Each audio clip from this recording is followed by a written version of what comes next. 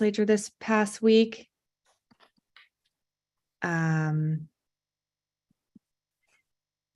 It doesn't feel right to have our first meeting after the tragic passing of our colleague, Representative Q Williams, without at least recognizing it. I was really fortunate to get to work closely with Q in a couple different areas, and it's an enormous loss. And so I just want to recognize that. And I don't know if Senator Kushner actually didn't mention that I would do this beforehand, but I know she obviously was going to be co-chairing the Labor Committee with him and had a close relationship. So, Senator, if you want to just say anything. It's so hard. Thank you, Representative Leeper, and I really appreciate your decision to give us this moment. It's really hard to understand how something like this can happen, and it was devastating to all of us in the legislature, but many of you who had a relationship with Representative Williams, better known as Q, and it was devastating. It will take a long time to really grieve our loss, and I think we'll all try and find ways to honor him in the way we conduct ourselves in the legislature and in our lives. He was a great person and someone that we should aspire to be, to reflect in how we do our work and how we live our lives. So thank you for that opportunity.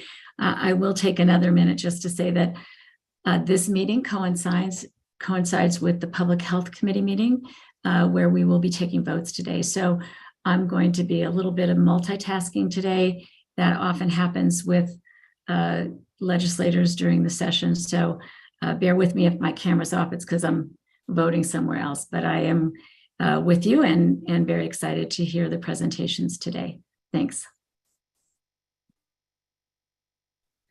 Thank you, Senator. And so the juggle of session begins, albeit with a bit of a cloud, but also I'm hoping some renewed focus, commitment, and dedication to why we're all here and bringing equity and justice to all Connecticut residents, particularly our children, which was something very close to Rep. Williams' heart. So I feel energized to continue this work in his memory.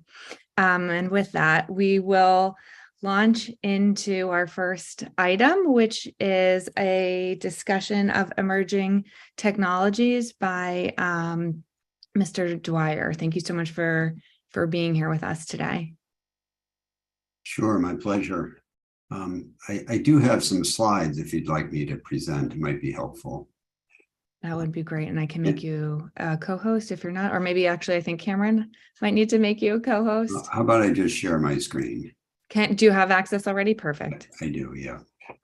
And just for a check, how much time would you like me to spend on this?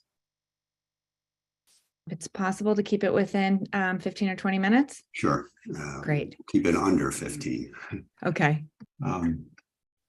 So I hope you can all see my screen. Let me just go to full screen here. Yes, I think, a big part of what we're discussing here is a little bit hard to get our arms around when we talk about what is air quality. And I'll speak from my professional perspective here at Carrier because we've been very active in this area of really helping people discover what is indoor air quality and how do we manage it.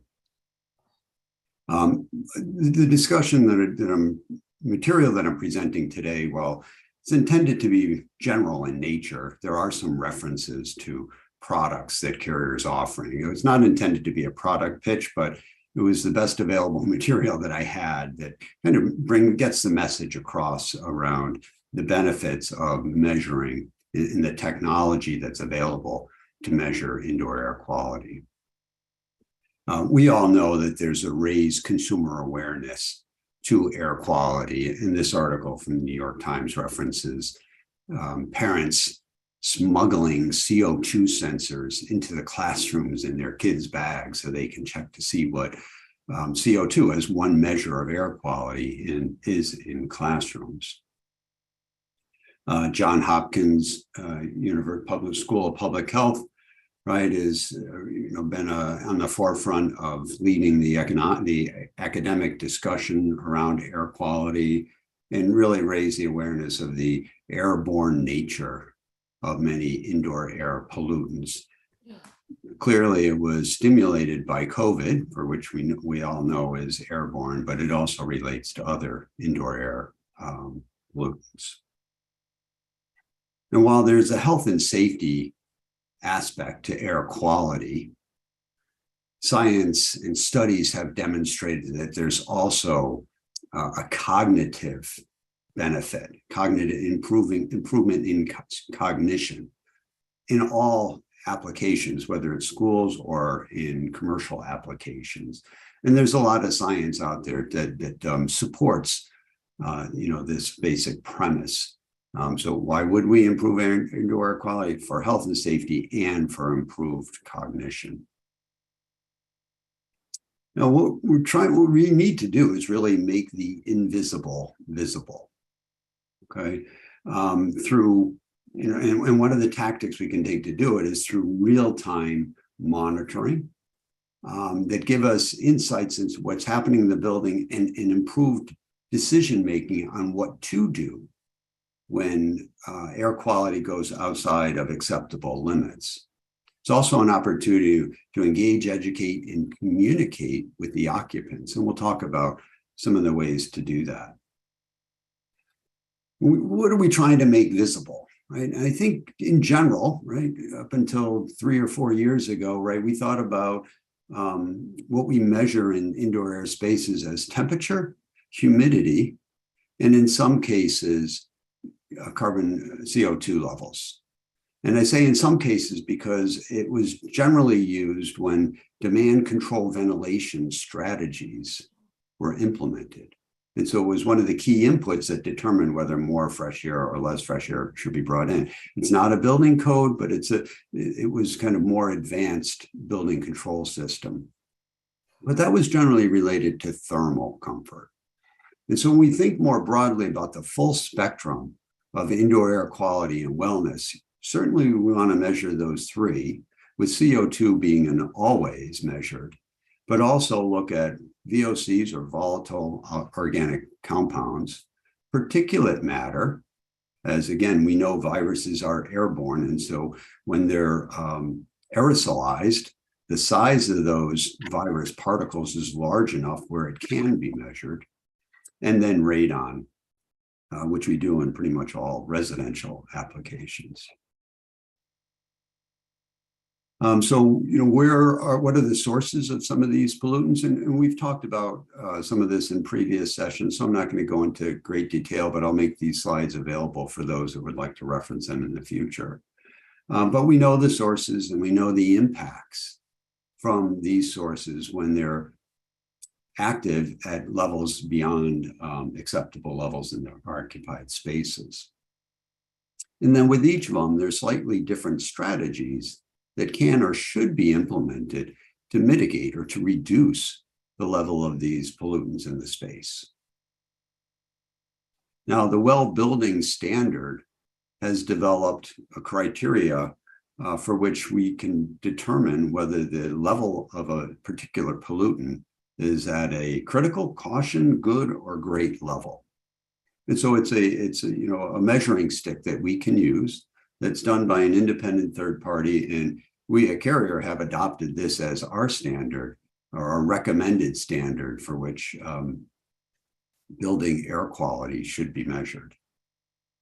As you can see, there are certain levels for each of the measured levels within the space. The PM 2.5 is particulate matter. There's actually a couple different levels of particulate matter measurement that can be done. This one is the smallest molecule, so it's really the most stringent requirement. We've seen this applied in schools already, so this isn't new. And where it has been applied, the feedback has been very positive in that it's helped the staff and administration understand what's happening in their building, which then translates back to students and their parents. Now, when we think about the technology, right, it's evolved considerably over the last few years. I'm just describing one type of system architecture that could be applied or installed to provide real-time indoor air quality monitoring. And so what's being applied here, we start on the left side at the bottom, they're wireless indoor air quality sensors that can be installed in the space. What's important that they're wireless is that the installation becomes very simple, right? It can be attached to a wall in pretty much any classroom. It communicates to a hub, and that hub through a cellular network connects to the cloud. And so all the data from any space without a single wire connection can be delivered to the cloud. And once in the cloud, this is, if we think about a school application, this is outside of their school IT infrastructure. So it's not creating any additional vulnerabilities, which we've all become very sensitized to allow this information, to put it in a place where it's accessible for others. And so from that cloud-based platform, it can also tie into more traditional building automation systems to fully integrate all the data from the spaces. In the cloud, we can then deliver it back down through wall boards or other mechanisms, which I'll talk to in more detail in a minute.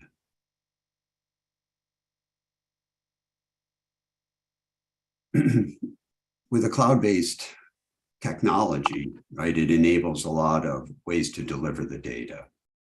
One case is shown here as a dashboard for alerting. And so a facilities manager, a superintendent, director of operations can have real-time alerting of critical conditions that occur in a building or in a portfolio of buildings. If you have a portfolio of buildings, you can switch between sites. So, many of our districts, pretty much all of our districts have multiple buildings. So you can get a consolidated view building by building, again, accessing the data from the cloud. Because it's cloud-based, it can be integrated to other devices. Here it's shown as a cell phone where it can be delivered to occupants, to administration, to faculty, to students, to staff, to the general public, if desired. All of that can be controlled by the user.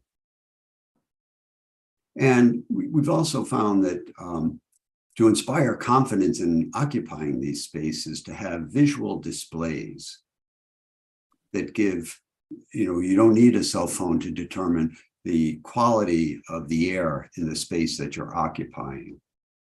And so this gives the general public kind of a greater awareness and comfort in knowing that they're going into a clean and healthy environment. And lastly, it can be used as a learning tool. And I think this is one of the most underutilized aspects of it, as well. The general public's awareness of indoor air quality has improved. Their knowledge of it is slowly advancing. And here's an opportunity to use the data to educate and inform students and staff as to what air quality is and what we can do as occupants of the space to improve it. So that's really all that I had. Open for additional questions or any questions if you might have.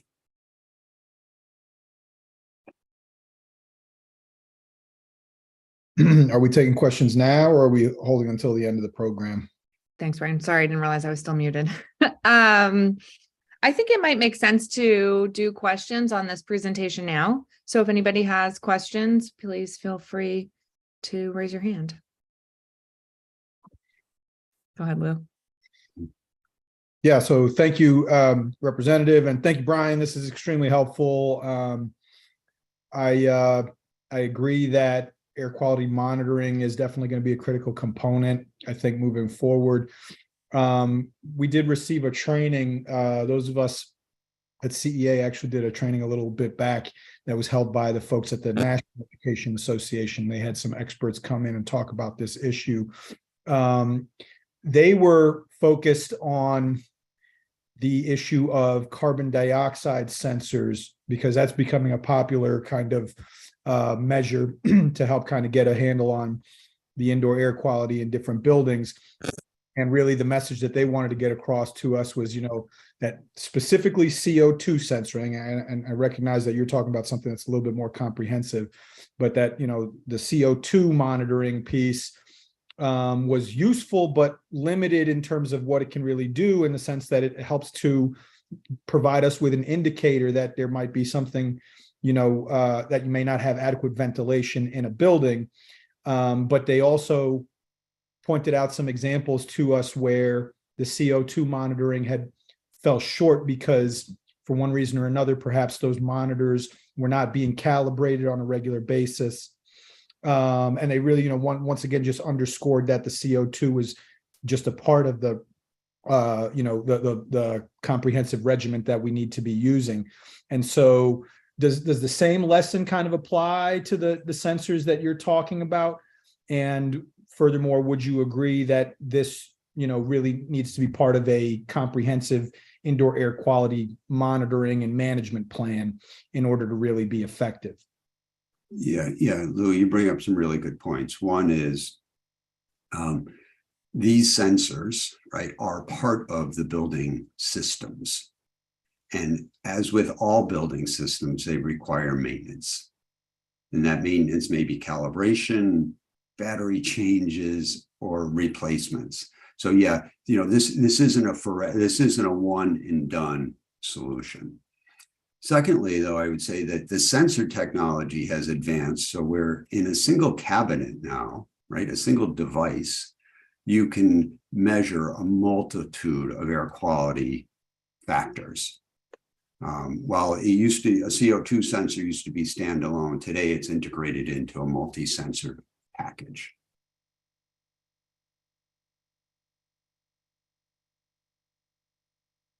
Thanks, Brian. Lou, you're all set? Great. Anne, I saw you had your hand up next. Yes, hi. I appreciate the value of some of this technology, especially for a facilities manager who might see that there's an excursion above what they would anticipate given occupancy or how a system was designed, but especially with CO2, for example. But I am very concerned about the ability for lay people or the general public to interpret the data. And as I had discussed during my presentation, CO2 as a surrogate for ventilation efficiency comes with a lot of caveats. It was never intended to be a standalone value, and that the PM2 VOCs, all those numbers too, are difficult to interpret. So I would worry that we, with limited dollars, wouldn't want to mandate this type of approach, given that one can know readily, is your building ventilation system damp or closed or open, and good maintenance and tracking of systems like that would maybe be a better use of resources, and not result in some sort of, as that first newspaper article you shared with us identified, folks being alarmed, or the system increasing the ventilation rate and consequently resulting in too much humidity for the system to handle, et cetera. So I would have caution before having this be part of our expectations for schools going forward. Thanks, Anne. I appreciate that input and perspective. And Representative Leeper, if I could just offer, kind of another comment. I completely agree. This isn't, it's not the type of technology that can or should be mandated, but be available as a potential alternative to more regular building auditing functions, right? This, if you're doing real-time monitoring, I think the question we should ask ourselves is, does it provide an alternative to required auditing at every 3 or 5 years, or every year, 3 or 5 years, so that, it's an alternative that may be of lower cost, right? Certainly there's capital cost associated with it, but if we're monitoring real time, what's the benefit of periodic building commissioning and inspections?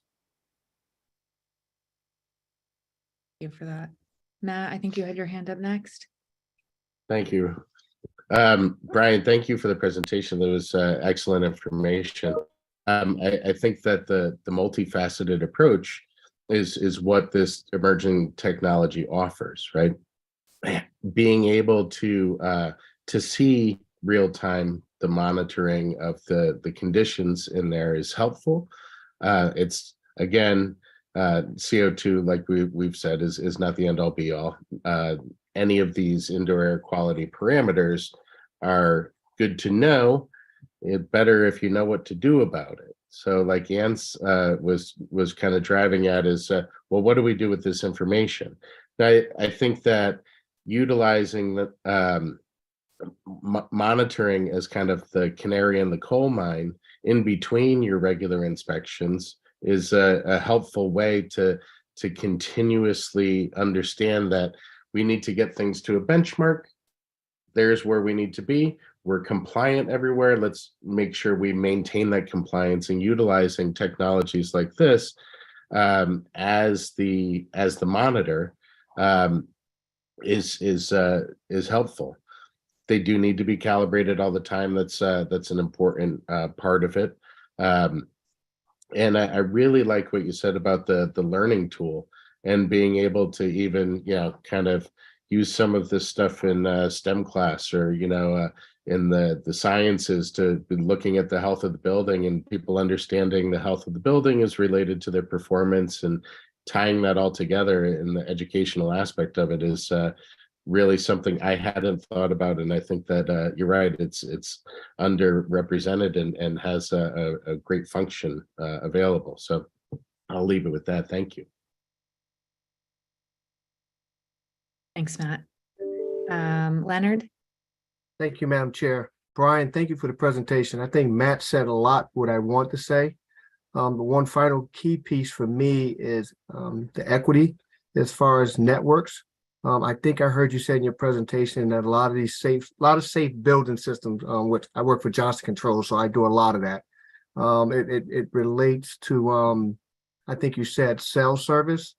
There's a lot of places in the state of Connecticut where AT&T works well, but Verizon doesn't work well, and vice versa. There's also areas within the state where Comcast doesn't work well. There's a lot of inequities in regards to internet access, strong bandwidth. And if there's a way that, we can support any buildings within any of our towns that are having that type of IT infrastructure issues, I think those are some of the considerations that we need to consider as we make recommendations to the CGA. And I don't want to see us tell a district they have to do it by wireless. We should allow them to come up with their plan A, whether it's wireless or direct to their networks, and then the backup be the other solution. But either way, they may come to us seeking help because they may not have strong enough IT stuff to help them do to support their buildings. So I just want everyone on this panel to take that into consideration. Thank you for sharing that perspective. One thing I also would love, since we have this group of experts here to discuss, are opportunities to incentivize more green and sustainable technologies in the actual HVAC systems. I think we all know that HVAC can often be a huge energy consumer. And so where there are opportunities to leverage newer technologies that will be more sustainable, maybe more cost effective for districts, I would also love to hear anyone's perspective on that.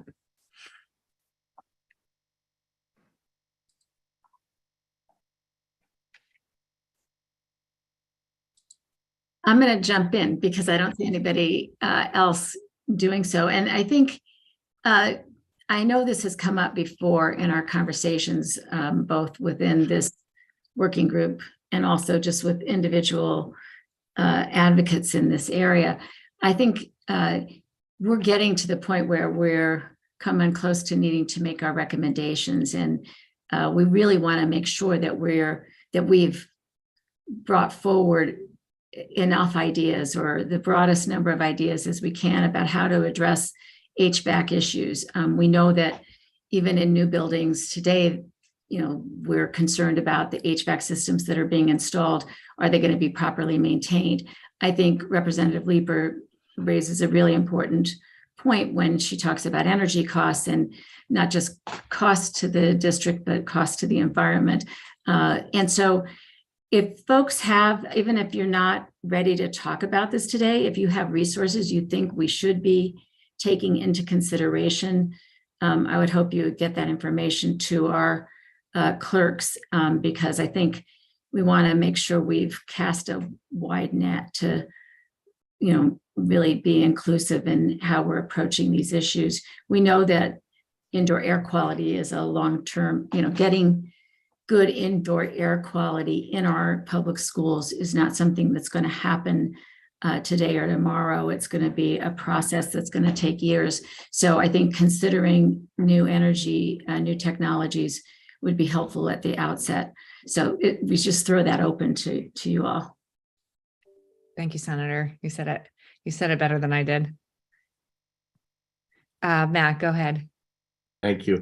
So this emerging technologies talk is something that was kind of, as a group, we've talked about the process to this point. We've talked about how to measure and document indoor air quality and benchmarking through the ventilation verification program that was legislated. We talked about how it was going to come together, what it looked like, what it was to do a walkthrough, what it was to do a ventilation survey. And a lot of the talk now is, once these reports are issued and municipalities start getting the results back of their surveys, the question is going to be what to do about it. And I think that that's probably that's the crux of what we're talking about today, is how do we leverage emerging technologies? How do we do it green? How do we incentivize, like you said, Representative, for people to maybe spend a little bit more initially for a longer term payback for a greener future? And so I think part of that will be when we have a continued source of funding for the grant program, to recommend that priority goes to, or some sort of weight is put behind proposals that include the use of greener technologies. Electrification of HVAC systems, instead of using natural gas powered, using electrical powered with lower carbon footprint sort of systems, while they may cost a little bit more, if that had a better chance of getting grant funding, then people would lean more towards trying to do it greener. And so maybe that's the way to try and incentivize some of that. But having a statewide model and best practices that can get put out for utilizing these emerging technologies, and not just the cheapest route, is really something to think about moving forward. Cheap doesn't mean longer lasting, it means smaller initial cost, and trying to make sure, like they say, a lowest responsible bid, not just the lowest bid, is going to be important for how these systems get remediated after the findings come back. Thanks. Yeah, absolutely. I think that's a major goal of the recommendations we're hoping to make from this working group. So thank you, Matt. Brian, I think you had your hand up next. Yeah, so just another comment about advancing energy efficiency and sustainability. I think there's two key elements to it. One is the state building code, and encouraging those codes be regularly updated, and maybe even in an accelerated manner, because they, in the end, that will be the minimum requirement for any new construction or retrofit projects. Secondly, beyond the minimum, I think we should look to our local utilities, both Eversource and United Illuminating, to maybe strengthen and enhance their offering for rebate opportunities to maybe it's particularly to schools to encourage them and help offset that incremental cost for higher efficient equipment and or help them move closer towards electrification, minimizing carbon emissions.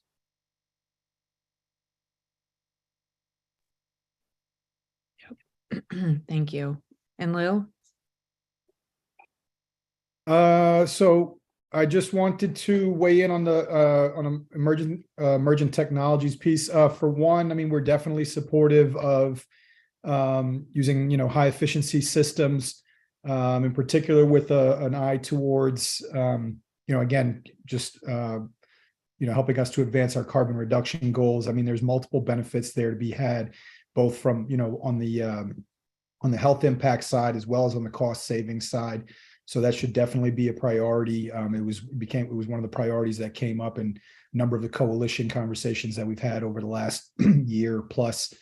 And I know that we had talked about hopefully, getting somebody in to go over that aspect specifically. I don't know if we still have time to do that, but I think it would be worthwhile. We could probably help bring some folks online. And then one last thing on the emergent technologies side, one thing that we haven't had a lot of opportunities to discuss on this call would be the issue related to third-party electronic air purifiers. There's a number of different products that are out there. And I know that in particular, some of the legislators have probably already heard from these folks, considering that there's a number of manufacturers and service providers that are trying to get their fingers into the proverbial pot, so to speak. I do think it's worthwhile to have a more detailed conversation specifically about electronic air purifiers, because we know from some news articles and from some conversations that we've had with some of the superintendents that they've been reaching out directly to school districts and trying to set up partnerships, offering to, sell these standalone air purifiers as kind of a stopgap measure. But the health and science community have expressed a number of concerns over some of these products because of some of the byproducts that they produce, depending on the type of system. Some of them use UV to neutralize pathogens that are airborne. Some of those systems can actually produce ozone, which is harmful to human health. And other systems actually will produce an atomized, essentially a mist, where they atomize disinfectants, chemical disinfectants, which we also see as problematic, given that so much of our conversation up until now has revolved around this idea of chemicals of concern and how children in particular are disproportionately impacted by some of the health risks associated with toxic chemicals. So we feel strongly that this is the type of a situation where we should err on the side of caution. The precautionary principle seems to make a lot of sense here. We know that proper filtration and ventilation is really the most well-known and proven effective method to deal with indoor air quality. And so we want to, we think it would be appropriate to at least have something on the record about electronic air cleaners and the role that they play. And so I do have some resources that I'm willing to submit for the record, and I hope that you all will take some time and review those carefully. Thanks, Lou. Jan, you've been waiting very patiently. Oh, that's all right. I really, I think a lot of the people who spoke before me spoke to the issue I was going to bring forward. As far as incentivizing school districts, one of the things that we might want to try to couple with any kind of incentive would be being able to install solar in some way. When solar was becoming very popular with private homeowners and industry and corporate, I think it had a lot to do with the tax breaks associated with it. And I know that when we tried to go with some more solar than what we already have, which just is domestic hot water for one of our schools, the cost was prohibitive and the benefit wasn't there. So if there's some way to incentivize public buildings and school buildings to do that, Because I know with our air conditioning projects going on here, I know the next question I'm going to get from, the fiduciary folks and from the community is, how about what this is going to do to your electric bill? So that's all I wanted to add to what's already been said. Yeah, I couldn't agree more. Even Fairfield, for example, we have a policy that basically anytime a school gets a new roof, they get solar. And that has helped offset some of the additional electric costs with when we do a school construction project, we also put in HVAC. So it's exactly what you're touching on. And I think not only the HVAC systems themselves and thinking about energy efficient and sustainable low emissions systems, but also ways to incentivize the adoption of solar whenever possible, I think is something we should consider. So I'm grateful that you brought that up. And Noel, nice to see you. Hi, everyone. I just wanted to make a comment to Brian's wise comment before. We have to keep our building codes up to snuff. And just recently in October, because building codes is under me right now, we adopted the latest international building code, leapfrogging the next one on our list. We actually became one of the first states in the country to do so. So we are there, Brian. Don't worry, and we're going to try to keep it up. Thanks. That's a great lens to keep in mind. Thanks. That we should also be thinking about our building codes as we do this work. So I appreciate that reminder. There's lots of pieces to this puzzle. Senator. Thank you. I just want to sort of underscore the importance that we try and find resources that can inform us about these new technologies and how they would play into recommendations we make. And we don't have a lot of time left to make recommendations, but as I mentioned, I think this is an ongoing process, and this is a great group. I particularly think probably, Noel, you have encountered this in the work you've done in working with school construction. And so I think anything you can suggest to us that would be worthwhile that the legislature draw attention to, whether it's incentivizing it or just making sure that in every project there's consideration given to, very specific, if we could, encourage guidelines that maybe those already exist in your work. And so it would be helpful to us if you could sort of share that with us, because I'm sure you have the most experience, like hands-on with the schools. So I'll tell you that the recent building code that we just adopted, part of the building code really emphasizes energy efficiency. So honestly, just keeping up with the new building code will make a huge difference. And remember, the building code is just a minimum, right? That's the minimum standard that you have to reach. Each of your building committees should probably have a sustainability member, someone who is an expert or has a high interest in sustainability, decarbonization. And if those people raise their voice and participate in the design as it occurs, and listen to your engineers and listen to your architects and emphasize to them that you want this building to be a high efficiency building. First of all, we will support that through our program. Absolutely, we'll pay our percentage. So just emphasize it. You should really get that word out to all your building committees and say, going forward, we want to exceed the building code and be as efficient as possible. And as long as they have that mandate, that's the best way. It's really the only way to accomplish it. And there's always incentives, but we'll already pay for it. So it's kind of like it's out there already. It's just a matter of emphasizing it. Although, no, you only pay for it in the school construction reimbursement formula, right? Yes, of course. In the building codes, is there anything that requires updated HVAC?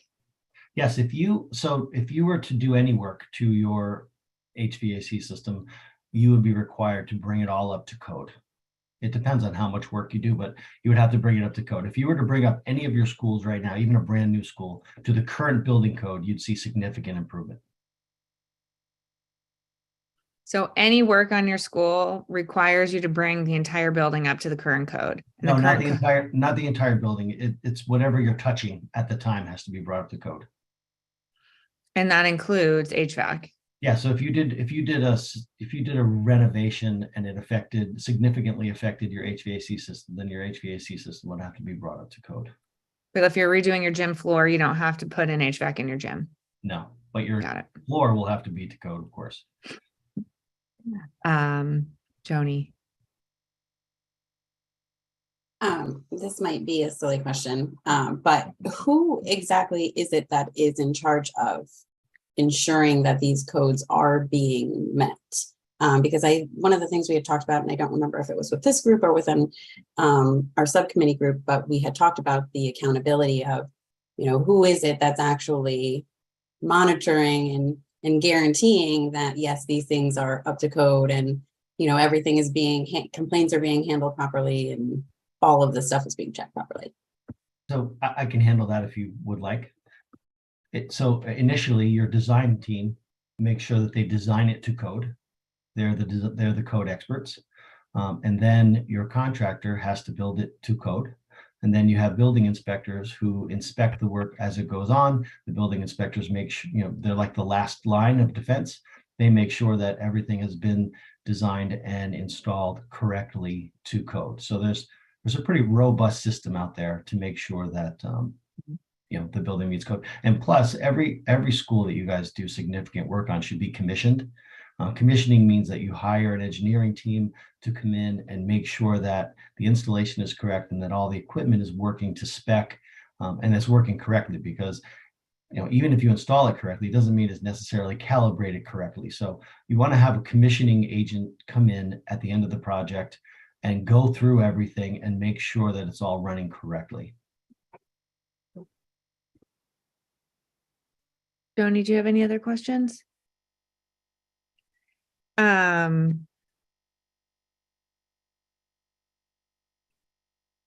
Go ahead, Senator. I'm trying to find my raise hand function and keep not finding it. Well, I just was wondering, because when Joni asked that question, I wondered if, I think you addressed it, Noel, from the perspective of new construction or renovations, but I'm wondering, I think maybe Joni, your question too is like on an ongoing basis, who is responsible for these things? And I think the answer might be that's the reason we have these tools for schools and why we're asking for these assessment tools as well. But I wonder if there is a system in schools that is known to everyone who works there, for instance, that you know where to go and who's responsible if you find a problem, or if you want information about the most recent reports and testing and evaluations. And I don't know if that's what you were thinking about, but that's certainly what it made me think about. And we have a lot of experts here, so anybody can answer that. My comment is probably every school system has its own system, but usually that responsibility would fall to the facility manager.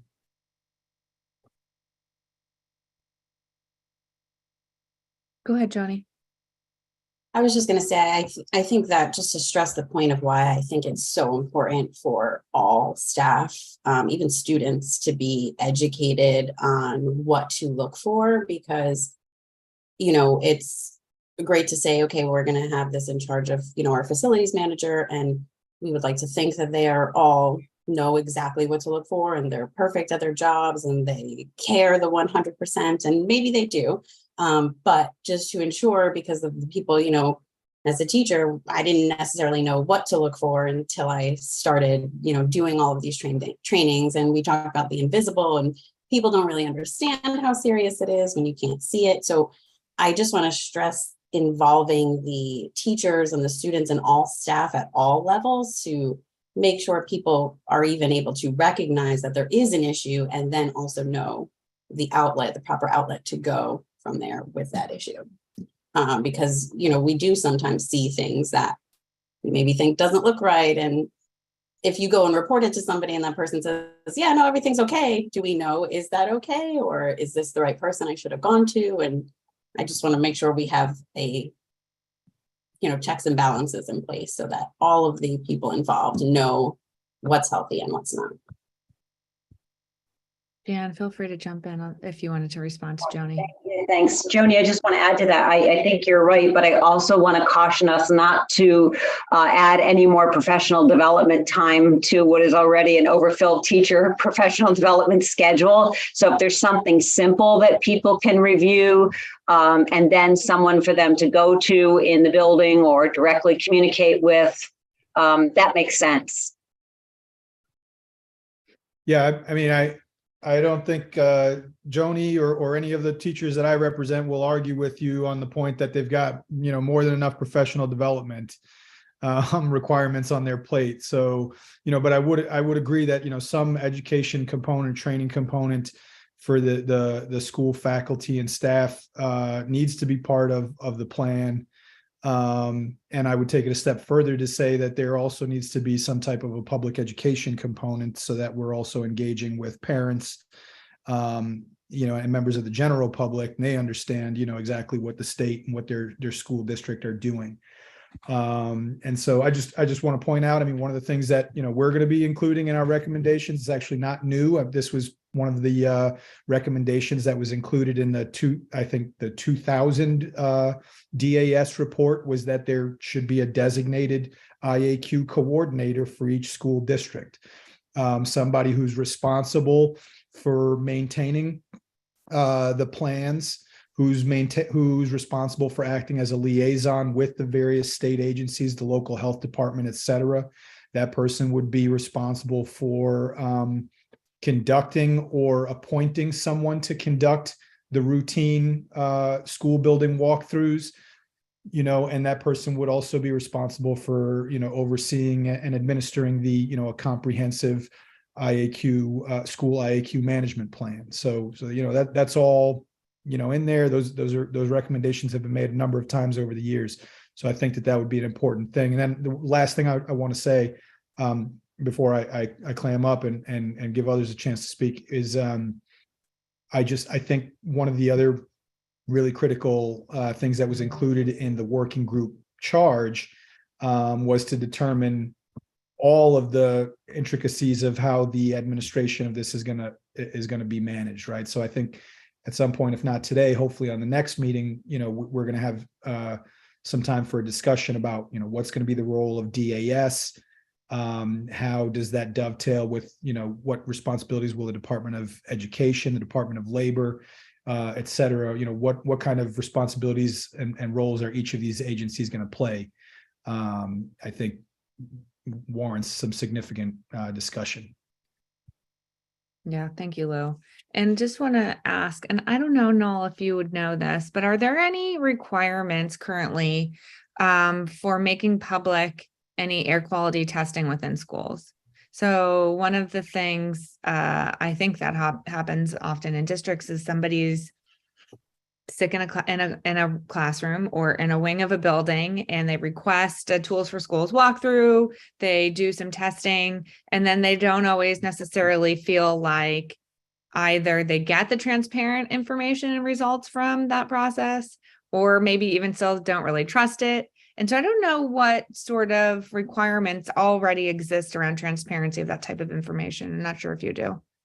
There's nothing that I'm aware of. That doesn't mean that there isn't, but there's nothing I'm aware of. But any information that the school gathers is subject to the Freedom of Information Act. And so Jan's probably saying that's a terrible idea because it costs a lot of money to respond to those. We're going through the same thing here in our town.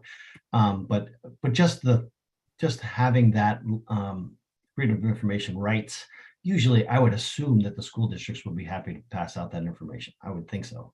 But as far as having requirements, I don't know of any. Yeah, sometimes I think it's easier just to have it all available publicly than force districts to respond to FOIs. And I think in our district, we have on our website like a place for that type of information, but I doubt that's standard practice. I'm not sure. Matt? Thank you. It is part of the legislation that the ventilation verification assessment will be posted on individual municipalities' websites. There you go.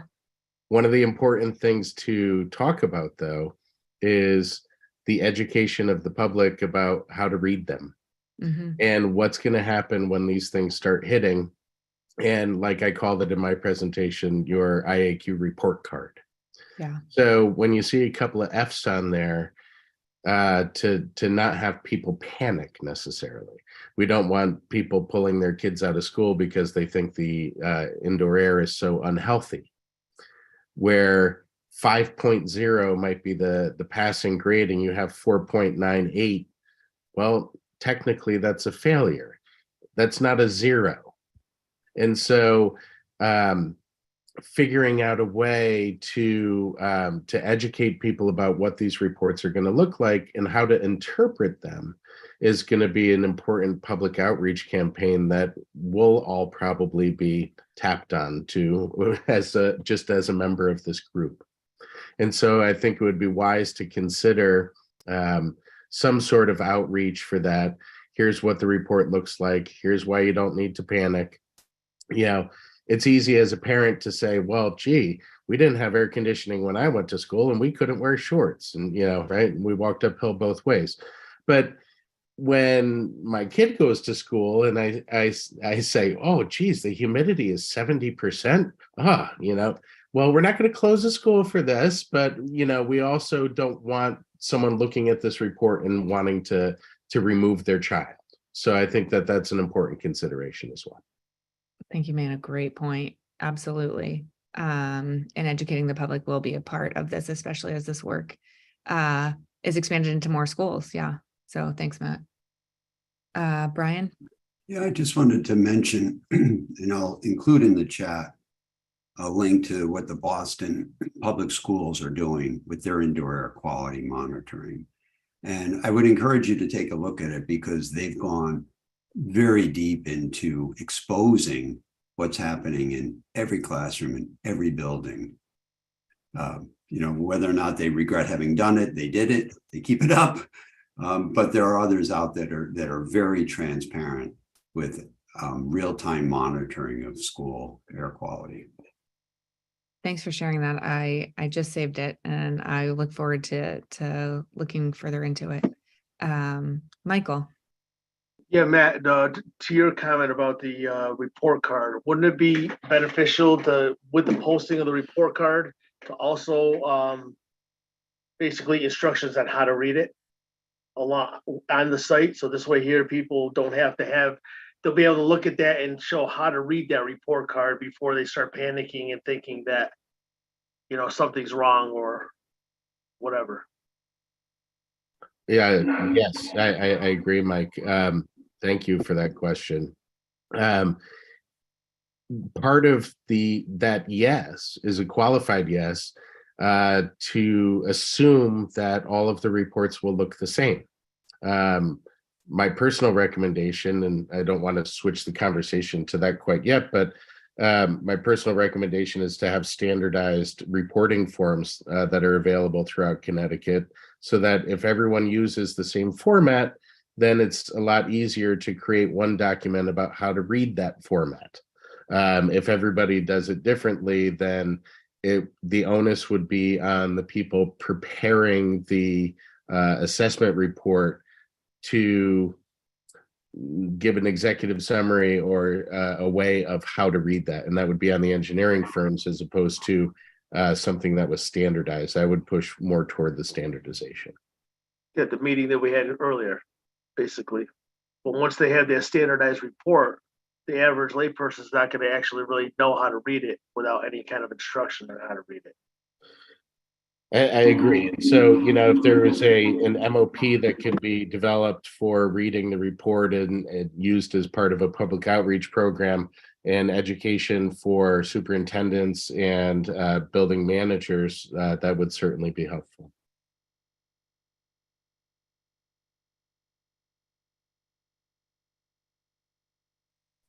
Thanks, Michael, for that. Senator?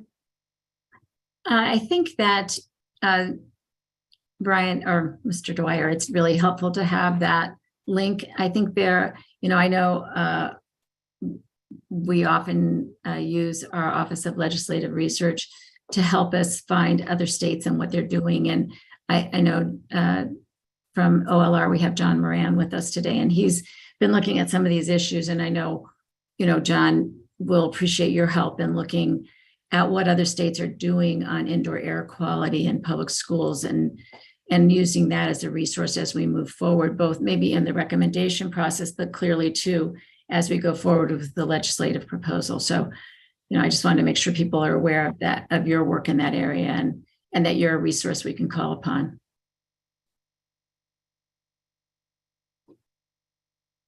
You're muted. Yes, Senator, of course. Yes, of course, that report, if you think it's worth it, you could send it around again because it was sent out quite a while ago. And that had some information on requiring or building into the program ongoing maintenance where the districts, I thought the district had to commit a certain amount of funding for yearly maintenance, and then they had to prove that they used the money for that purpose. So once the state is ponying up money to have these programs start and getting new HVAC systems and other systems it's a way of trying to really commit and require ongoing maintenance. So I thought that was interesting. And a couple other states had, let's say real quick, had pretty detailed complaint mechanisms where if you were an employee in a building and you were not happy and you made a complaint about the air, what would happen after that? So there's a couple of examples of either of those two things I just mentioned in the report. It was interesting, and I will chime in on that Boston thing. The Boston thing is amazing. You can look at an individual school and see the CO2 level like live in an individual classroom. But that must be a high-end operation. But I did come across it in my research, but it's impressive. Just for the record, the Boston monitoring program was exactly the one that I referenced earlier, and that there was some issues with individual monitors not being kept. So that's just why I said what I said before, that any type of monitoring system that gets put in place needs to be part of a comprehensive plan that includes routine, calibration and that kind of thing in order for that to be working properly. But thank you, John. That's really helpful. No problem. Thank you, John. So I feel like our agenda, we've gone a slightly out of order because I think at least I've just enjoyed what seems like our open discussion on potential recommendations. I'd love to go back to hear our report from Mr. Petra about the grant applications and the status of where we are right now. And then if time permits, maybe we can have a little more discussion after that. If anyone had ideas, suggestions, recommendations that they felt like they didn't get to share previously. So Noel, does this work for you to share with us a grant application update? Yep, I can tell you that half of our team started working on the grant applications in December 2nd. And as soon as we completed the priority list on the 15th, the rest of the team got on them and they've been working on them full time. Everything else is on hold. We received 130 applications covering all kinds of different scopes of work. And because of the competitive nature, because there's limited funding, it's the information about each of the applications and how much they are, et cetera, and so forth, are protected statutorily. So I can't share that with you yet, but as soon as we're finished, we certainly can make all of that public. We are planning to be finished by March and sending out our awards either March 1st or as close to that as possible. It's a lot of work. There's a lot of information to go through, especially since it's the first time that we're doing this particular grant. But we are working really diligently on it, and we'll have all that all the relevant information for you as soon as we make our awards.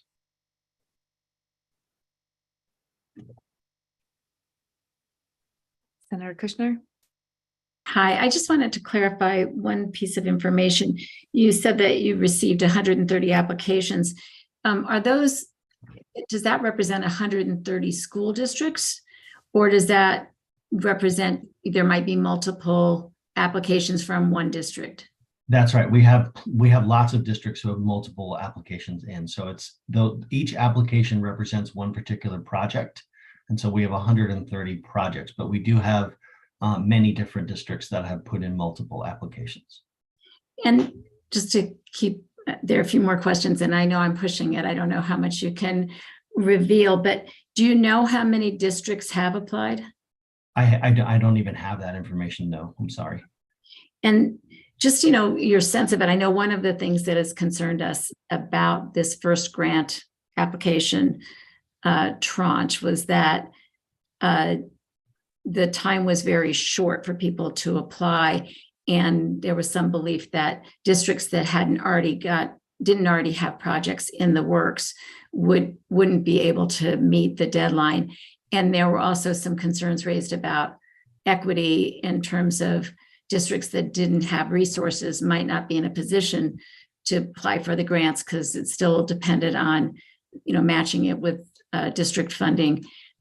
So I just wondered if there's anything you can share about whether that's part of your analysis and, you know, how that's being approached.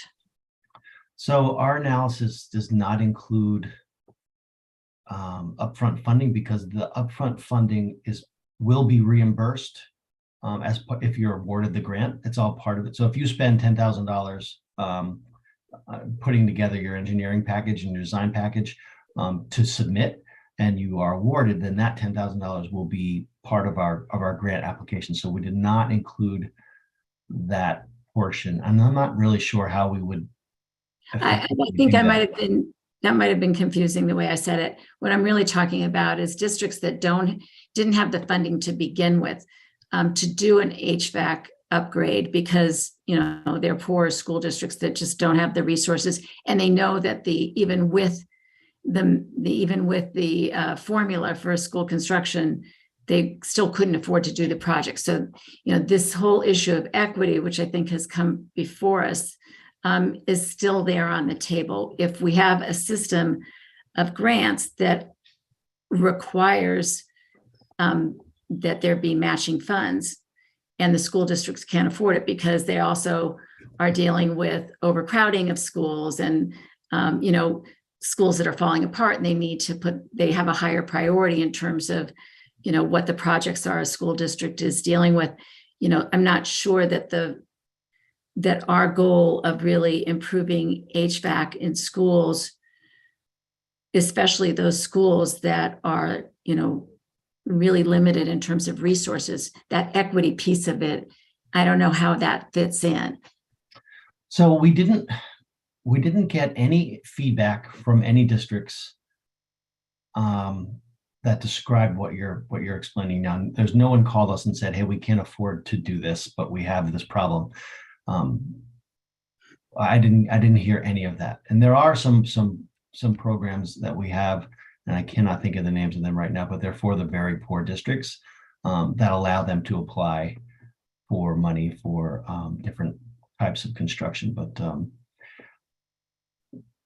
I would encourage any of those districts to reach out to their representatives to to address that in this upcoming session for sure.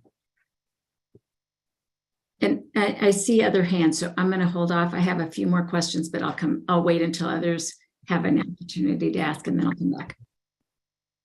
Leonard? Thank you, Madam Chair. I share the senator's concern in regards to the timeline and the ability.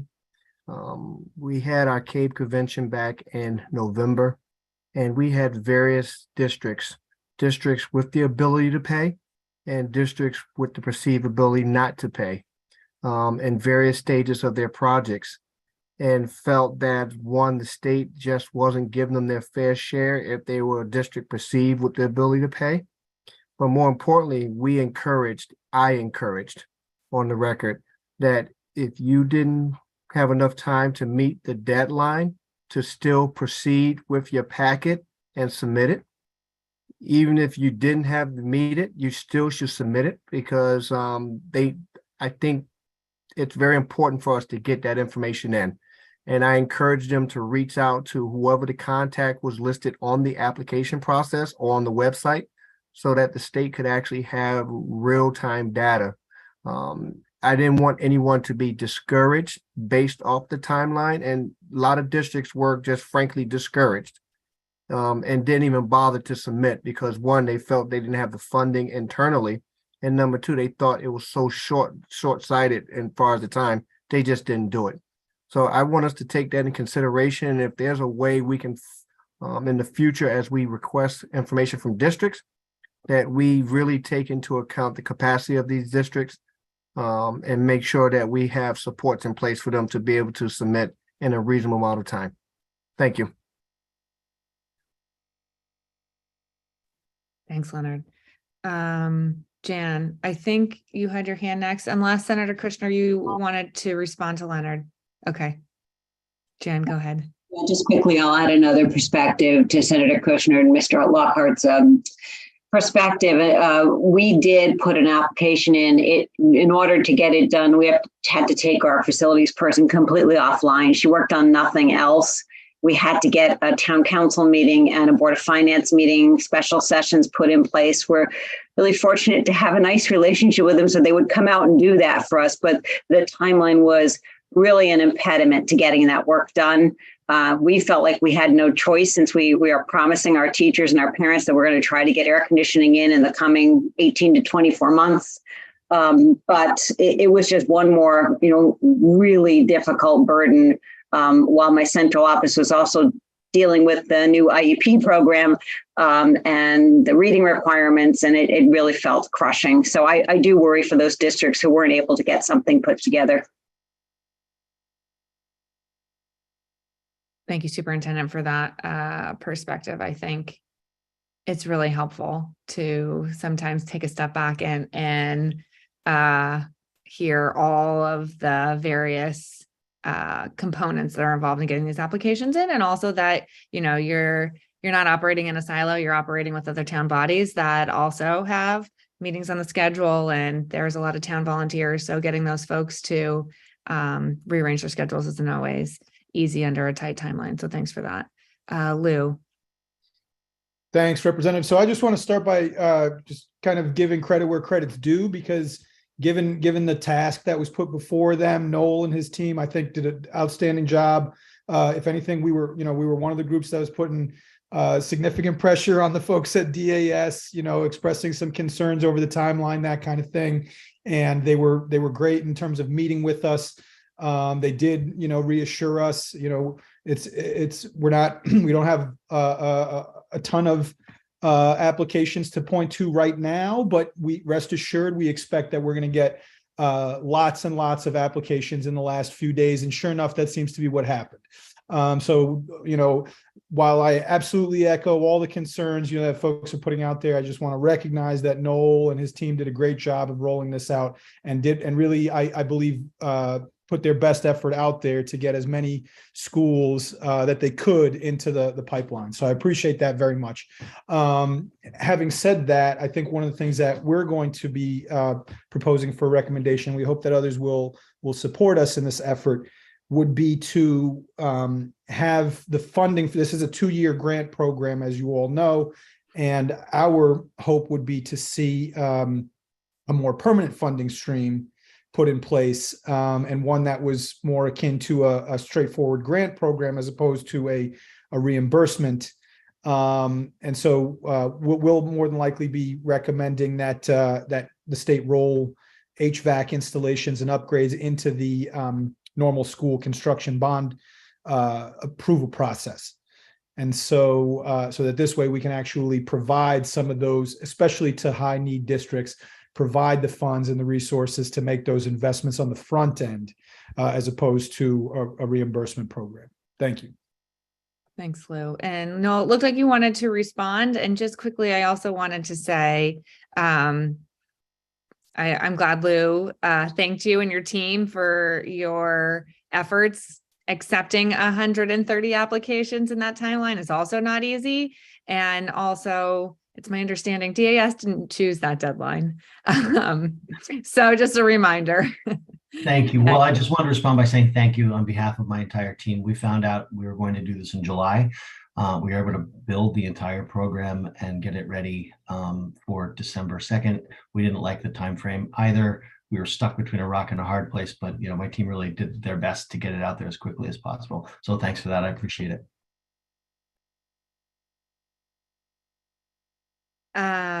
And Joni. I'm not even sure. I wasn't even sure if I should bring this up because I just got an email about it. So I don't really know too much about it, but I had gotten an email about some info for a national initiative that they're starting for the Renew America's Schools grant program. And one of the things they highlight in there is indoor air quality and how the funds that they would put out would be for that. I'm just curious if I'm sure you probably know about more of it than I do, but is that something that could affect districts' funding that could potentially come from the state? If like a district is already on, the nationwide list that they're going to get national funding, is that going to potentially mess things up or affect grant money that schools could get from the state?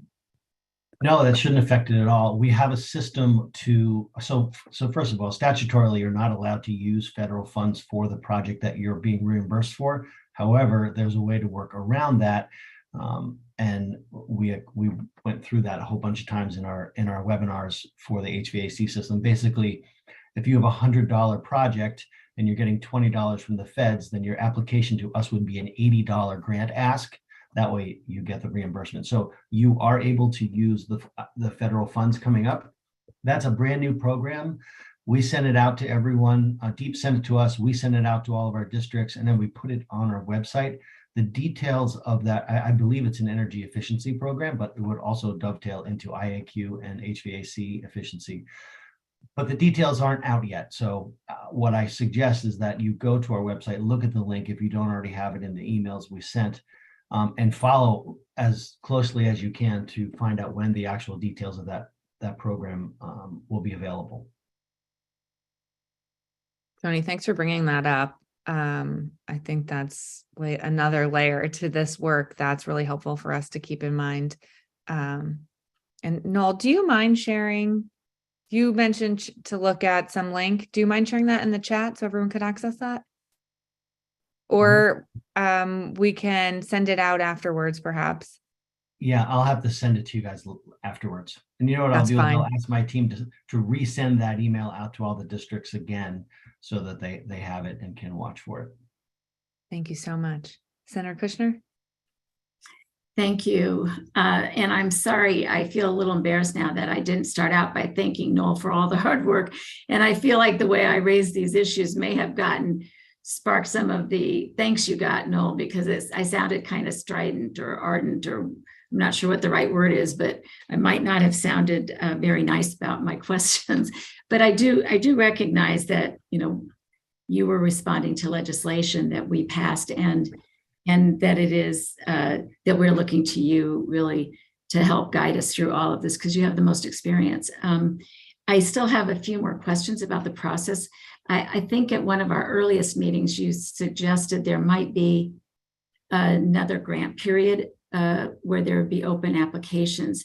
And I don't know if that was based on, before you knew how many you were going to get in and whether or not there would be money left over. But do you anticipate from what you're seeing now that there will be for this first amount, for the amount of money that was put into the budget, do you think there's going to be money left over so there would be another open application period?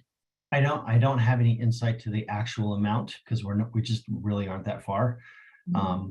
But if there, and again, it's not really up to me. We'll do whatever you all ask us to do.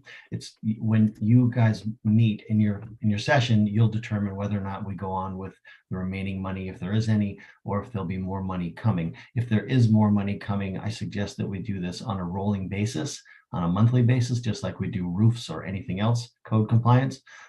That way, the districts have an easier time frame and they can do it on their own time frame, and every month they'll have the ability to submit. Again, this is completely up to how you fund the program.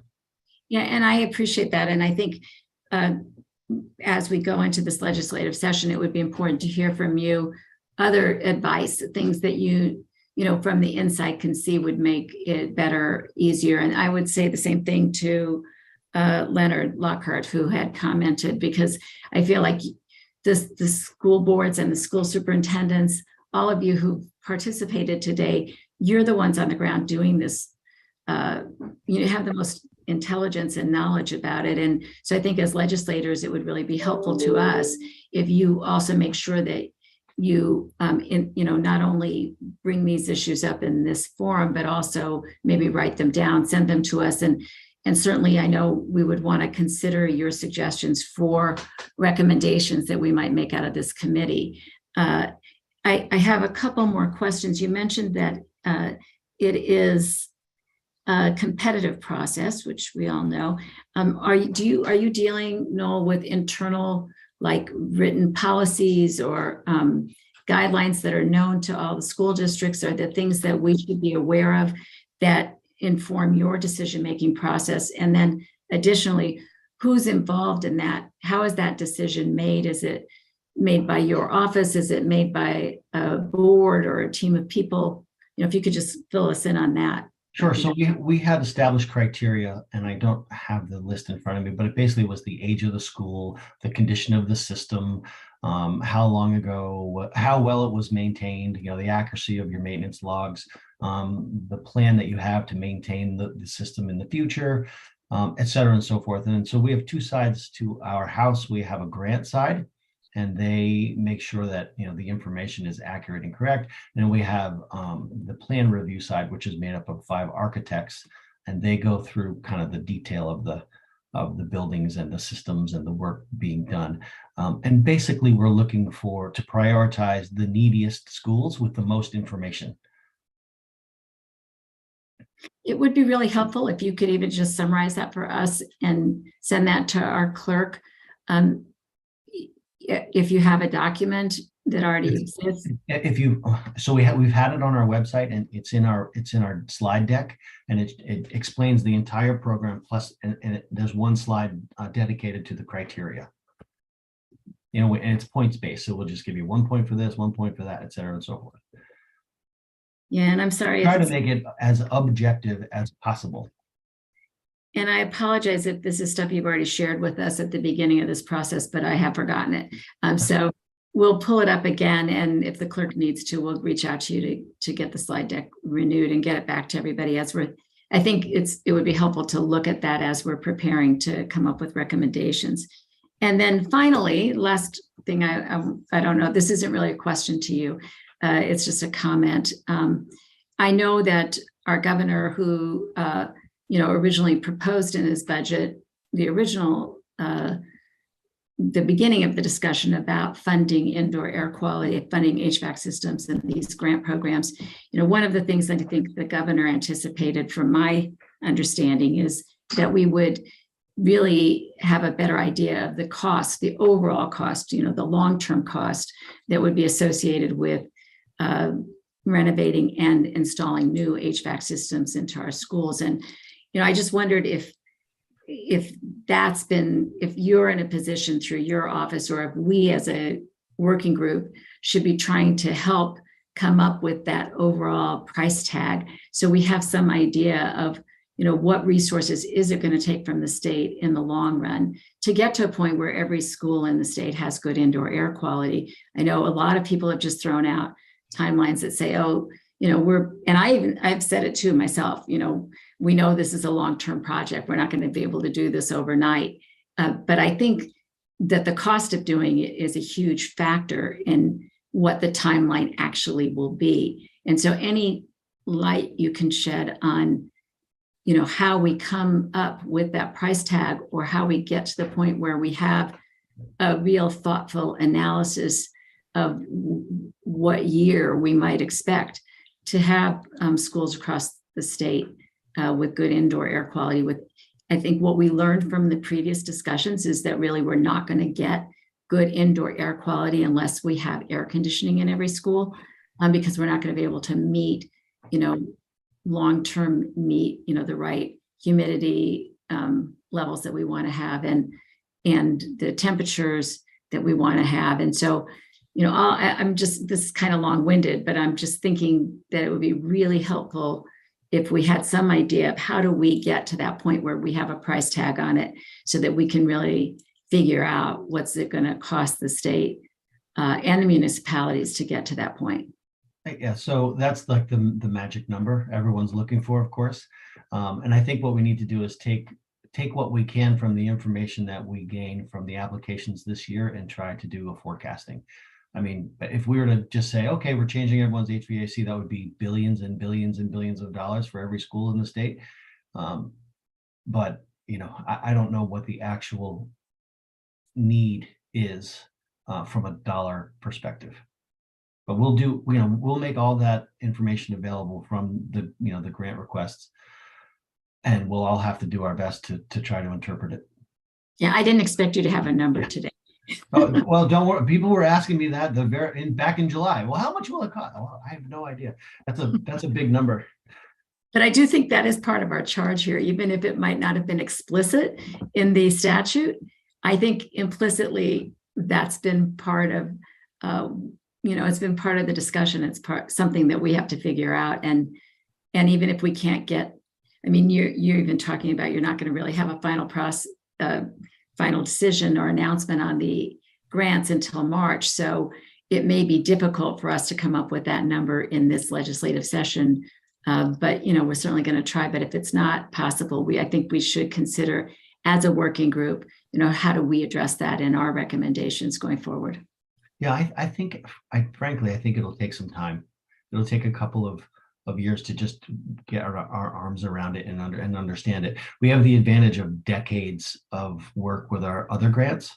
So I know it's frustrating and difficult. I wish we had the number, but I think it's a matter of gathering as much data as we can, and it'll probably take a little bit of time to get all that together and doing our best to forecast it. I don't think there's a magic way to do this or a foolproof way to do this all in 1 year or less than 1 year, really. But we'll do whatever we can to supply as much information as we can. Well, thank you so much for being here and answering my questions. I know I went on a bit, but I think, you know, from having talked to a lot of people, I think this is on everybody's mind. And Representative Leeper, thank you for giving me that time. Absolutely. Thank you for those questions. And thank you, Noel, for sharing your expertise with us. I think we're all really grateful. Matt, did you have a question for Noel or? I do, and also a potential answer for Senator's question. Deputy Commissioner, you mentioned the points-based criteria for approving the grants.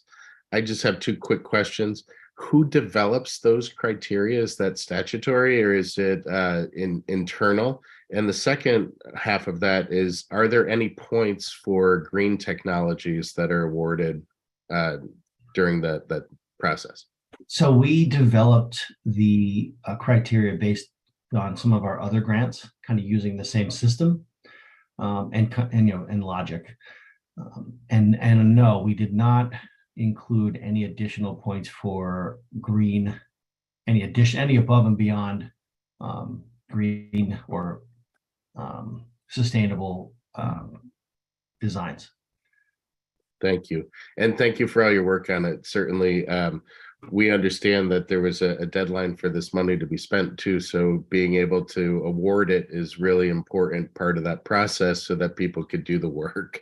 Exactly. So, yeah, many thanks for your team. Senator, when you had asked about the price tag for indoor air quality for all schools, I would caution against using data from this initial grant rollout to forecast need. And that's the reason for that is this was shovel-ready projects that were ready to go to take advantage of this money that should have been spent and was spent very well for indoor air quality and will be. I think the only real way to forecast it is to wait for the ventilation assessments to come out, where we get a report card on all the schools and the engineers go through and do an order of magnitude based on what it's going to take to bring the schools that are not in compliance up to compliance. I would just caution against potentially saying, oh, well, this district already was ready to replace their air handling unit and using that as a model for other municipalities. A multi-year project to get all of these things in. It's another reason that I advocate so strongly for a centralized repository for all of this information, a department that will take all of this information, be able to aggregate all of the data and utilize the data to help the legislature make informed decisions about funding requirements. Thank you. Thanks, Matt, for that input. I think it's helpful. Senator? Yeah, I really appreciate those comments. And I think it goes back to the equity issue too, that I was raising at the beginning of the discussion, because we know, I think we know that there were schools that weren't able to apply or didn't think they could apply because of a variety of reasons, some of which you mentioned. And so I really appreciate that comment. And I certainly also understand from what the deputy commissioner was saying is we're probably not in a position to forecast that price tag this session. So I think when we're talking about our recommendations from this group, and I think that will be probably happening in more detail in the next session, the next meeting of this working group, I think we should really be thinking in going forward how we make this happen. And I want to underscore what you said, Matt, about trying to get as many school districts as possible. It says every school district is supposed to have this assessment report by 2024. And I'm not sure, how we enforce that or how we make that happen. So we ought to also add that to the list, because I agree with you. That's the best way to come up with a true idea of, a true roadmap for getting better indoor air quality in Connecticut schools. So appreciate everything you said. I don't disagree with any of it. Thank you, Madam Chair. And I am not going to say another word because now it's 3:33. I want to be respectful of everyone's time. I know we've been going 90 minutes. There's a lot to work through. And I feel like this has been a really informative and dynamic and robust conversation. I'm really grateful for it. I have lots of notes here scribbled down. So I want to just open it up. If anyone does have comments or recommendations or ideas that they wanted to share and have not yet been able to, please feel free to raise your hand now. Amazing. Well, if you think of something after, of course, you can always send an email to the senator and I as well. So this is not your only opportunity to share any feedback. So I guess that brings us to just the announcement in time of the next meeting. And as we've said before, this month, we are trying to cram a lot of work into this month. So we are going to schedule the next meeting of this working group to be next Friday, January 20th, also at 2 p.m. So I hope you all can join us again. And I think the senator and I are hopeful to have some more tangible and specific recommendations to really discuss at the next meeting. Any closing remarks, Senator? Awesome. I'm really grateful. This has been a great meeting today. I hope everyone has a happy Friday and a nice long weekend. And with that, this meeting, I don't need a motion for a working group, right? We can just adjourn. This meeting is adjourned.